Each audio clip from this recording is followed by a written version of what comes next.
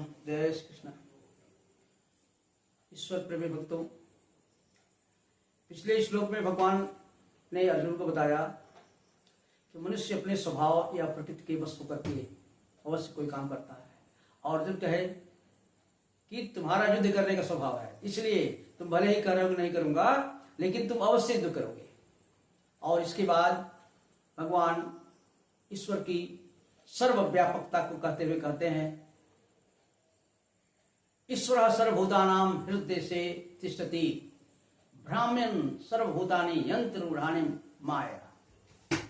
ये सबको शासन करने वाला ये महान परमात्मा ईश्वर हर प्राणियों के हृदय में स्थित है। और जिस प्रकार से ये कठपुतली को नचाने वाला कहीं और है, अपनी माया से वो नचाता है, इसी प्रकार ये परमेश्वर प्राणी के हृदय में बैठे हुए और शरीर रूपी यंत्र पर आरूढ़ जीवात्मा को नचाते हैं। और ये सबको भगवान की इच्छा से हर प्राणी जो है भ्रमण करता है, जो भी गतिविधियां करता है, जो भी क्रिया करता है, उनकी इच्छा से, बिना उनकी इच्छा के तो बताने एक पत्ता भी मिलता है।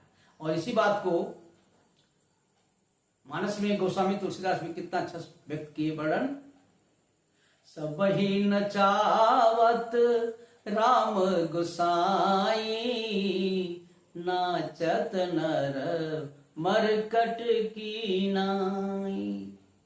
तो उनको सबको चलाने वाला, घुमाने वाला, आपकी सारी क्रियाओं का संचालन करने वाला वही परमात्मा है। इसलिए भगवान कहते हैं, तमेव शरणं गच्छ सर्वभावेन भारत तत्प्रसादात् परम शांति स्थानम प्राप्ति शाश्वतम। इसलिए हे अर्जुन, तुम हर भाव से, अपने हर सोच से, यानी कि मनसा वाचा कर्मणा, एकदम आप उन्हीं की शरण में जाओ। और उनकी शरण में जाने से, उनकी कृपा से ऐसा होगा कि आपको परम शांति और वो जो शाश्वत पद है वो मिल जाएगा। ऐसी मेरी घोषणा है। हर प्रकार से, यानी कि सारी चिंताओं को, भय को, दुनियादारी को छोड़ करके आप ईश्वर के शरण में जाइए हर प्रकार से, तब जो है वो शाश्वत पद मिल जाएगा। इसके बाद भगवान कहते हैं कि मैंने तुम्हें यह गीता और उपदेश सुना दिया, अब इस पर विमर्श करो, विचार करो, इसकी आलोचना करो, और इसके बाद तुमको जैसा अच्छा लगे करो। क्यों? अभी तक अर्जुन सब सुन रहे हैं, कुछ जवाब नहीं दे रहे हैं, फिर भी भगवान सोचते क्या इनके मन में अभी कुछ शंका है।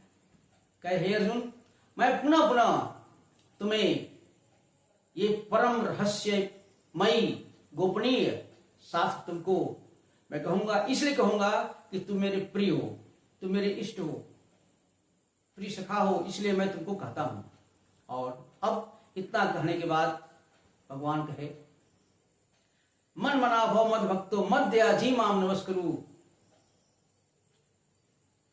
मन मना भव मद भक्तो मद्या जी माम नमस्करु मामे वश्यति सत्यम ते प्रतिजाने प्रियोस्मि। हर हालत से संसार से विरक्ति का करके मेरे मन में मन लगाओ, मेरा भक्त बन जाओ। मन मना भव मद भक्तो, और मुझको ही नमस्कार करो।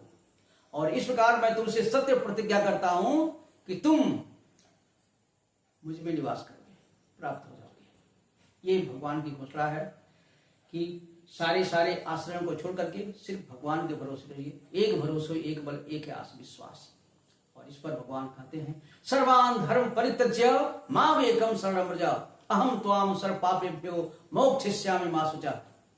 हे अर्जुन, जो भी सांसारिक धर्म है उनको त्याग दीजिए और बस माम एकम शरणं व्रज, केवल तुम मेरी शरण में आ जाओ।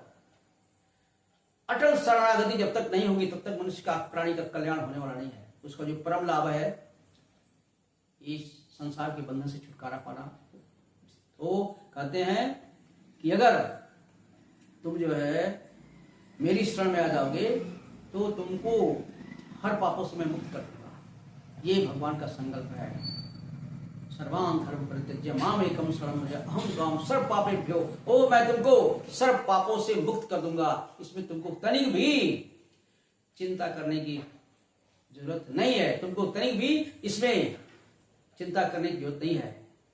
और इस प्रकार भगवान ये कह करके गीता का उपदेश का उपसंहार की तरफ से, लेकिन अब ये किसको कहना है ये भी सावधान करते हैं। भगवान कहते हैं इदम ते ना तपस्काय न भक्ताय कदाचन न च अशुश्रे वाच्यम न च माम यो अभिसूयति।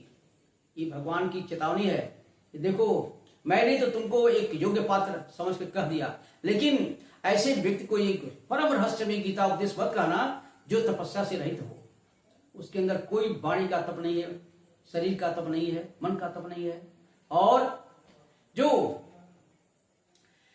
ये जिसके अंदर धर्म की कोई भावना नहीं है, जो मेरा भक्त नहीं है, अथवा ऐसे व्यक्ति से भी मत कहना जो सुनने की इच्छा नहीं करता है, और सुनने की इच्छा नहीं करता है। और सबसे महत्वपूर्ण बात ये भगवान कह दिए कि जो मेरे में दोष दृष्टि रखता है।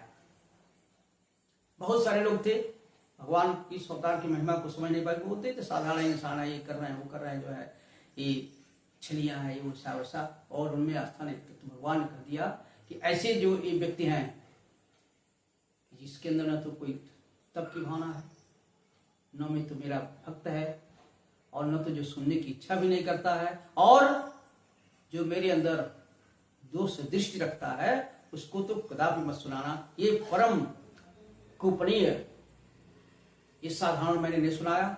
और इतना कहने के बाद भगवान पुनः जो है ये गीता शास्त्र को सुनाने वाले की महिमा का वर्णन करेंगे। आज के लिए इतना ही। जय श्री कृष्ण।